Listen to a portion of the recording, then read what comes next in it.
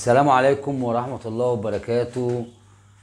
فضيحة من العيار التقيل. النادي الأهلي يشيل 5 كتير.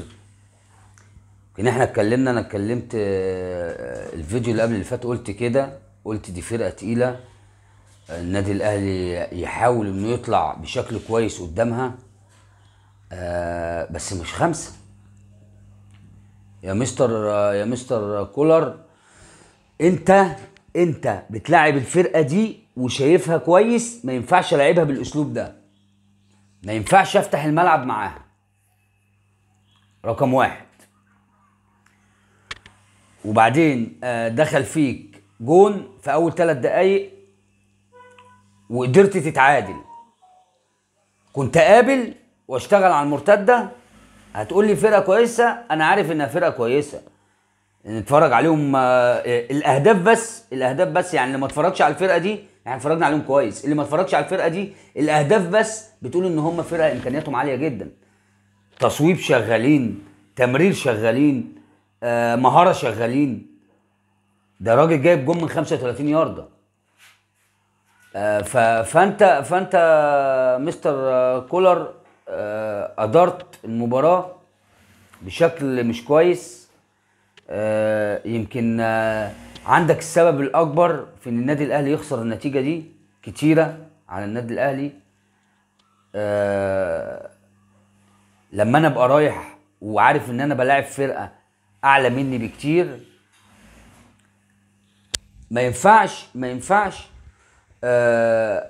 العبها بالاسلوب اللي انا لعبت بيه ده. لا، انا كنت قابل من نص ملعبي واقفل. قدرت اجيب ماشي، ما قدرتش اجيب خلاص انا طالع تعادل. انما انت كده دخلت النادي الاهلي في حسبه مش مظبوطه. ده انا داخل في حسبه كده.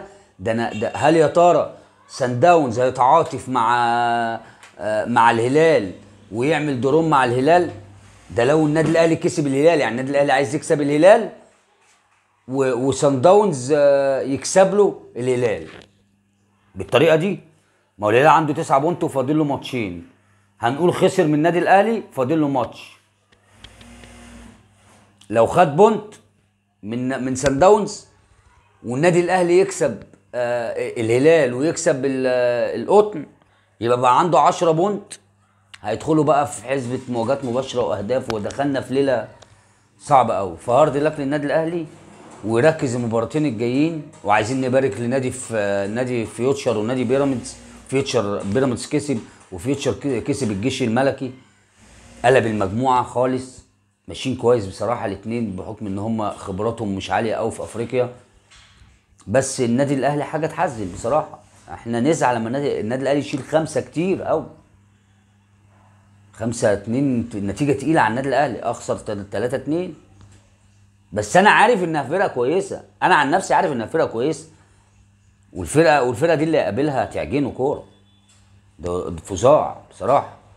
فهارد لك للنادي الاهلي، وان شاء الله يعوض في المباراتين الجايين ويركز، وربنا يوفقهم ويسعدوا ان شاء الله.